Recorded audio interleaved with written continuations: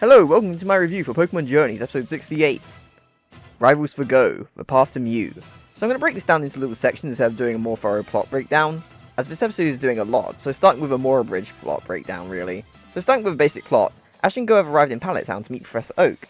Oak introduces them to a mysterious Project Mew after seeing Go has captured Suicune. If only you scroll down to see Eternatus too, right? Go rejects the offer surprisingly, as he doesn't want to work with this team. Ash heads out to see his Pokemon, and yeah, we don't see every last single Pokemon, but he has Bulbasaur out there, so it's okay. Apparently, Infernape has left the lab, so they head off to find it. Go tries to catch some Pokemon, but they get saved by Blastoise, belonging to Gary, when an Onix attacks them.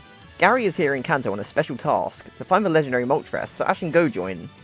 Go really feels like a third wheel in all of this, looking jealous as Ash interacts with his old friend and rival. Eventually they arrive at a location when Infernape awaits them, and then Moltres arrives and a battle ensues. Infernape left the lab, so it could battle Moltres.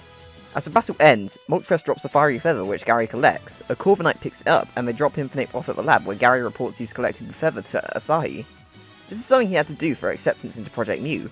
He even teases Go in a way he would have teased Ash back in the original series, that Go wouldn't be able to pass a mission to get entry anyway if he wanted to, which ignites a fire in Go to join Project Mew. Oki even mentions that teasing Go was his way of getting Go to do it. I love that. This episode is about the setup for Project Mew, and as the title says, giving Go a rival. That's Ash's original rival. Cool way to tie it all together. So on to the battle. The battle with Moltres was pretty cool. I've got to say that Infernape really wasn't as exciting to see in action as I would have hoped. It basically shows off the moveset Heaven, Diamond and Pearl, and its time having action ends a bit too fast for me. It is nice seeing Ash use a reserve for the first time in years though, especially one that was as close to him as Infernape was. Now battle gets really good as Gary takes over. It's awesome seeing just how agile Gary has made his Blastoise. I seriously didn't expect it to be as cool as it was, and it was certainly the most exciting part of the battle for me. Seeing it rocket around with Rapid Spin, Skull Bash, Hydro Pump, Water Pulse, it was really cool. And you know, it got some really good hits against Moltres. And you know, Moltres' Burn Up too, which is a move I don't think we've seen yet. Seeing Ash and Go react to what Burn Up does, pretty cool, pretty cool. And when Blastoise goes down, Go tries to get involved, but Ash and Gary have to tag team Moltres with Pikachu and Electivire to protect Cinderace from an Air Slash. And Moltres is chased off.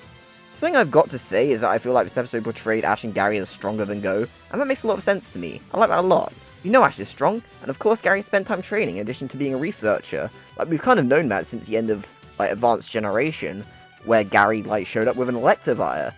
He didn't have that in OS for sure, so, like, clearly he had been training. It's very cool anyway. The fact that they feel next level and Gary wants Go to reach that is perfect. So on to the juicy stuff, the continuity. So as the episode starts, we get a callback to episode 1 of Journeys, where Go's saying he hadn't been to Oak's lab since he was 6 for a camp, and he mentions that someone wasn't there. Ash thinks about it and realizes that must have been him. I love little in-series continuity moments like this. Now, as mentioned, we don't get to see all of Ash's previous Pokemon. Yeah, I'd have absolutely loved to see Swellow, of course, but this really isn't a huge section, so it's probably good that the more popular Pokemon in the Unova and Kalos ones are getting their time to shine here. But yeah, I'm really glad we got to see Bulbasaur since he's my favourite Ash Pokemon other than Pikachu, so I'm fully content. We also get to see old favourites like Muck, who grabs Ash's Vitoros, knock him down. It's really cool. You know, we don't really get to see other gimmicks though, like say Bayleaf, like crushing Ash. But yeah, I mean, it's not a long section at all. And I guess going into more little bits, we get a reference to Tracy when Oak mentions that Infernape left, so this episode is goated for that alone. We get a flashback to Ash vs Paul in the Sinnoh League, and actually get to see Paul in it, hopefully teasing he'll be showing up soon. And we get to see Diamond and Pearl Ash drawn in the Journey style, which looks incredible. Infernape is pretty great. I mean, that kind of goes without saying, right? But I love that it chose to battle all of Ash's fire types, other than Torkoal and Incineroar, which the latter is in Alola, of course, and I don't, like, why didn't he battle Torkoal, man? Torkoal almost beat Registeel. But then Infernape went off, and, you know, it has such an amazing reaction to seeing Ash again. I adore the way it just jumps on Ash and takes him to the floor, it's adorable, and also marks something pretty exciting, which is Ash's first time using an old Pokemon in years, the last time being Charizard and Best Wishes, I think, so hopefully this will be the first time of many in this series. Seeing Infernape alongside Charizard and Bulbasaur and stuff was so good, I loved it. And really the main event of this episode for me was Gary. Yeah, I absolutely adore Infernape, but his story had such a satisfying ending, I didn't feel like I needed a further showing. I mean, Of course, I always appreciate Ash's old Pokemon showing up, but you know, Gary's goodbye in Diamond and Pearl was a little lacking.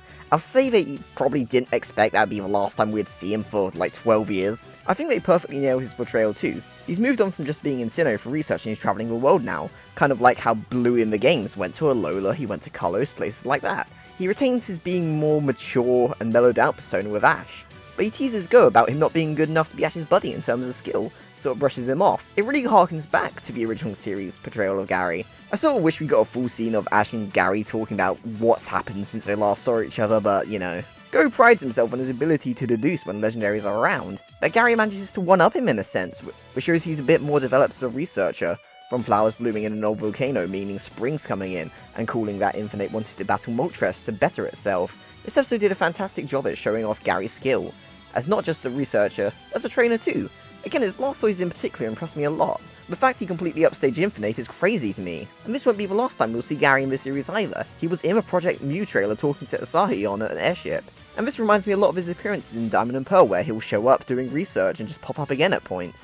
So it's really great we're going to actually see him again. And I've got to say I do love how Go was portrayed this episode. He's never really met someone like Gary before, and he doesn't really seem to know how to respond to it. He's so flustered all the time and doesn't act like himself. He messes up when it comes to recording Moltres. It's an excellent portrayal of him. So I mean, overall this episode does a lot. It's a continuity feast, but first and foremost, it's a setup for Go and Project Mew. I don't think it could have really been handled any better in that regard. Yeah, sure, I'd love to see Infinite have a better showing, but I was so eager to see Gary that I was left incredibly content. I do hope that Ash uses old Pokemon in the World Championships, and this will kind of be set up for that, kind of like how this story is a setup for Project Mew. Just be nice to have that, you know. I'm gonna be honest, this might be my favourite Journeys episode now. It does so much right for me, and I don't really have any major complaints. Excellent stuff.